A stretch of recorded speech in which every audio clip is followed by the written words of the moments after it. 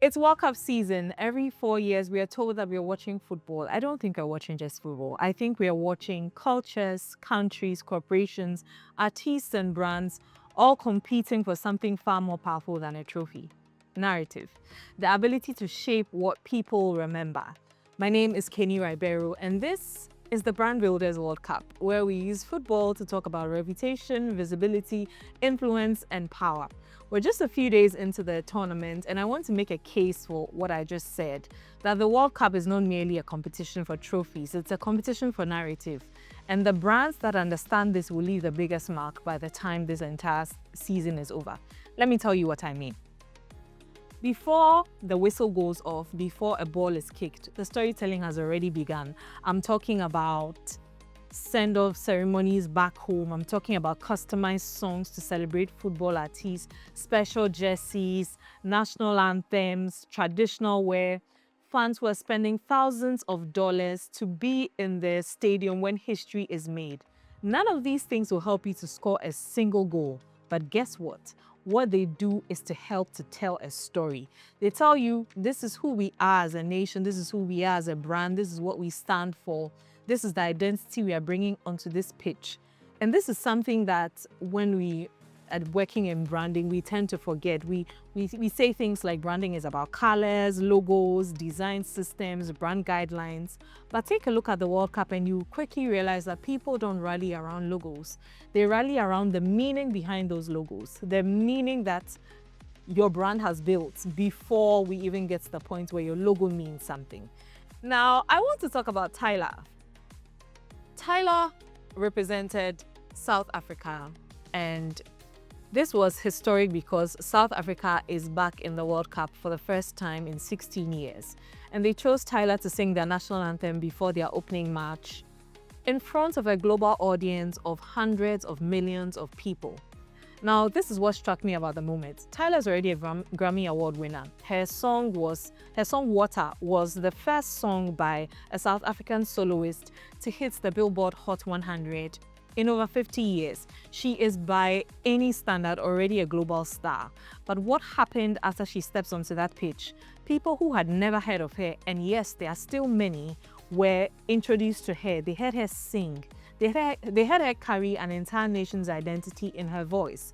They had her make them feel something at the opening of the World Cup. And I can guarantee you that a lot of people went straight to Spotify or YouTube to find her, not because she had released a new song, but because she gave them a moment. So there's a branding insight right there.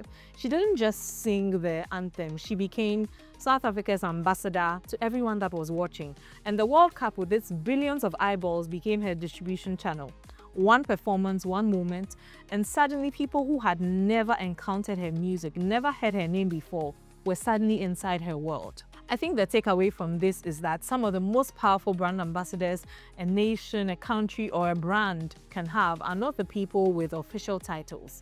They are the artists, the athletes, the creators, the people who are making people feel things, because culture travels in a way that press releases, no matter how well written, do not. People don't experience brands through mission statements. We experience them through moments, and those moments become memories, just like what Tyla did. But this is where it gets interesting on the South African front. Many Africans were supporting Mexico on Thursday, and I want to sit with that for a moment because I think it tells us something important. Africa has primarily been we rally around other African teams. Continental solidarity, we are one happy family. When one of us is on stage, we all show up. That has been the default assumption. I grew up in a very Pan-African home, so I speak from a place where so long as it's Africa, it's all of us. But what we saw changed something. I guess maybe the thing we had forgotten to consider is the fact that the country asking for solidarity needed to have acted like family. And it turned out that a lot of Africans felt as though South Africa had not behaved like a member of their family, with reports of xenophobic treatment being meted out to many Africans across the continent. A lot of people who had moved there in search of opportunity were met with hostility, violence, and in some cases displacement. And so that history did not disappear when the football team walked onto the pitch.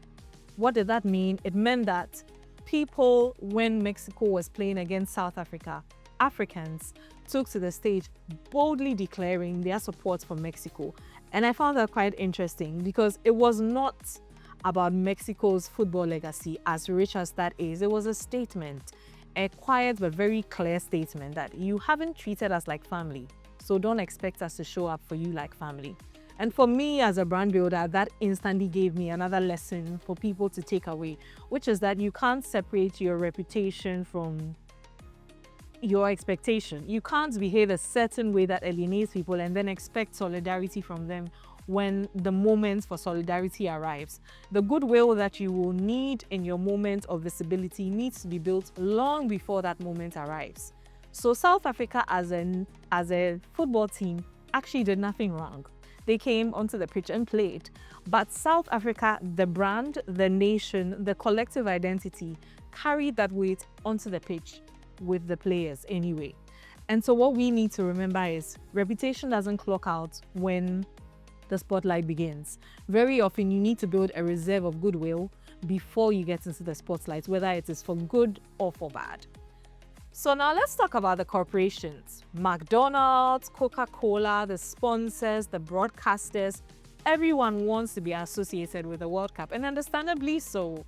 I mean, it's not because everyone loves football, it's because we all understand something fundamental about how memory works.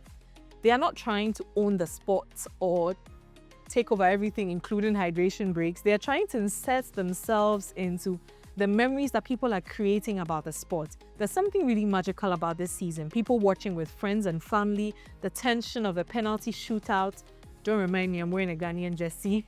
The pride of hearing your national anthem in a stadium that has thousands of people. People want their names present in that emotional moment so that the feeling transfers onto them. And so what a smart brand does is not interrupt a moment, but try as seamlessly as possible to become part of that moment. And that's what you see with a lot of the corporations that are sponsoring the World Cup this season and every season before then. So those who get it wrong will show up with a banner and very nicely placed ads. Those who will get it right are those who have genuinely woven into the experience in a way that people are even carrying that association and that memory of that brand just because of that opening of experience during the World Cup season.